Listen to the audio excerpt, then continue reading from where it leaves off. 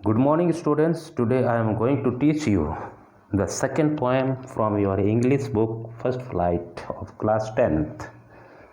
The poem's name is Fire and Ice, written by Robert Frost. Students, this is a symbolic poem, and you all are very familiar with these words, fire and ice. But Robert Frost has given different meanings of these two words. Here, fire represents human desires and wants, and ice represents hatreds. So, students, इस poem में poet ने ये बताए हैं कि दुनिया के ख़त्म होने का क्या कारण हो सकते हैं। सभी को पता है कि दुनिया एक ना एक दिन ख़त्म हो जाएगी। सभी अपनी राय देते हैं कि दुनिया किस कारण से ख़त्म होगी। कुछ लोग कहते हैं कि दुनिया आग से ख़त्म होगी और कुछ लोग कहते हैं कि दुनिया आइस से ख़त्म होगी। और इसी तरह पोएट भी अपनी राय देते हुए कहते हैं कि वे लोग जो कहते हैं कि दुनिया आग से ख़त्म होगी, मैं उनके तरफ हूँ, मैं उनके पक्ष में हूँ, मैं उनके साइड में हूँ। पोएट का भी ये मानना है कि दुनिया आग से ख़त्म होगी, और पोएट कहते हैं कि आग जो है वह लोगों की डिजायर है, लोगों की वांट्स हैं। जिस तरह आग हद से ज़्यादा हो जाता है, हमारे कंट्रोल से बाहर हो जाता है, तो वह बर्बादी का कारण बन जाती है। उसी तरह लोगों की इच्छाएं हद से ज़्यादा हो जाती है और हमारे कंट्रोल से बाहर हो जाती है, तो सब कुछ बर्बाद हो जाती है और ऐसे हमारे जीवन में तबाही लाती है कि सब खत्म हो जाता है। तब पोएट ने फायर को डिजायर कहा, वांट्स कहा, और फायर के अलावा पोएट कहते हैं कि नफ़रत भी और एक ऑप्शन हो सकता है जिससे दुनिया ख़त्म हो सकती है। पोएट ने नफ़रत को आइस का प्रतीक बताया है। पोएट कहते हैं कि जब नफ़रत एक दूसरे में बहुत अधिक बढ़ जाएगी तो ये दुनिया ख़त्म हो जाएगी, क्योंकि अगर सब लोग एक दूसरे से नफ़रत करने लगे तो उनके अंदर जो अच्छे भावनाएं हैं, जो अच्छे सोच हैं, जो अच्छे इमोशन हैं, वो आइस की तरह फ्रीज हो जाएगी, जम जाएगी, आइस की तरह हार्ड हो जाएगी और उनमें आइस के गुण आ जाएगी। जिस तरह आइस जिस स्थान पे बहुत ज़्यादा हो जाता है, उस स्थान की सारी चीज़ें आइस में दब जाते हैं, आइस में हार्ड हो जाते हैं। उसी तरह नफ़रत जहाँ पे बहुत ज़्यादा बढ़ जाता है, वहाँ भी लोग एक दूसरे के दुख में, तकलीफ़ में संवेदनशील हो जाते हैं, यानी कि लोग इमोशनलेस हो जाती हैं। और उनके सामने अगर कोई मर रहा हो या तड़प रहा हो, उन्हें केयर करने, उन्हें ध्यान देने और उन्हें हेल्प करने का उन लोगों के सामने कोई मतलब नहीं हो जाता है। और जब नफ़रत बहुत ज़्यादा बढ़ जाता है तो लोग एक दूसरे को मारने पर भी उतारू हो जाते हैं। इस तरह पोएट ने बताया कि नफ़रत और इच्छाओं का हद से ज़्यादा बढ़ना दुनिया को ख़त्म कर सकता है। सो स्टूडेंट्स, तो नफ़रत और हमारी इच्छाओं का बढ़ना हमारे जीवन को रुइंस कर सकते हैं।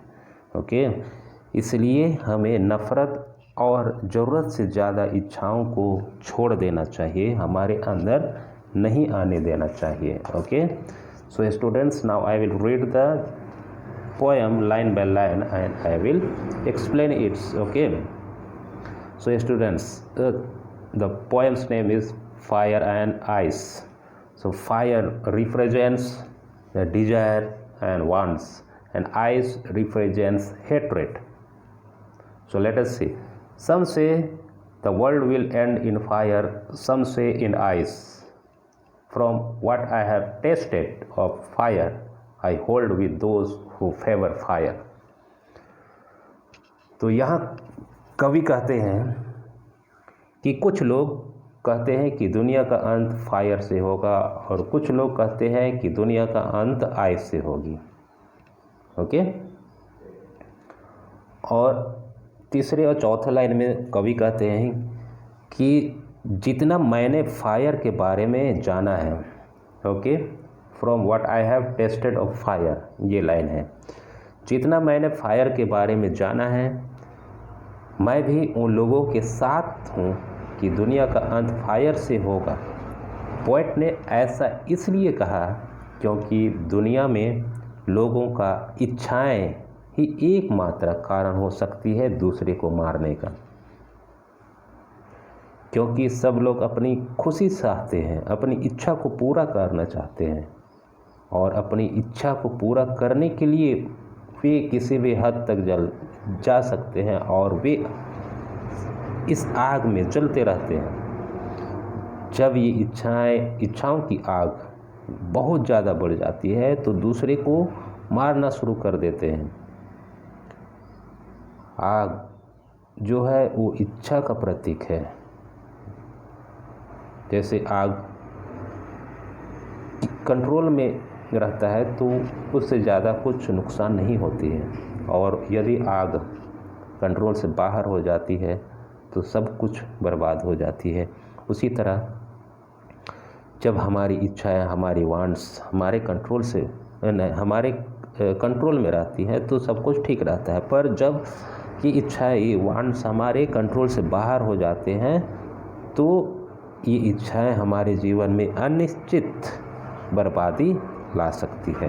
Okay, so now let us see second paragraph. Okay, but if it had to perish twice, I think I know enough of hate to say that for destruction ice is also great and would suffice.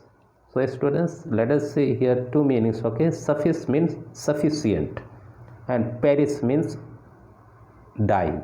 Okay, so now let's see the explanation in this line. Poet कहते हैं कि अगर दुनिया को 2 बार ख़त्म होना हो, 2 बार मरना हो, पेरिस मतलब मरना, डाई। ओके, यानी दूसरा कोई ऑप्शन पूछा जाए तो दुनिया के ख़त्म होने का दूसरा क्या कारण बन सकता है? तो दुनिया के ख़त्म होने का तो पोएट कहते हैं कि मैं नफ़रत को भी बहुत अच्छी तरह जानता हूँ। तो पोएट कहते हैं कि दुनिया को ख़त्म होने का दूसरा कारण नफ़रत बन सकता है। बर्बादी के लिए नफ़रत भी काफ़ी है।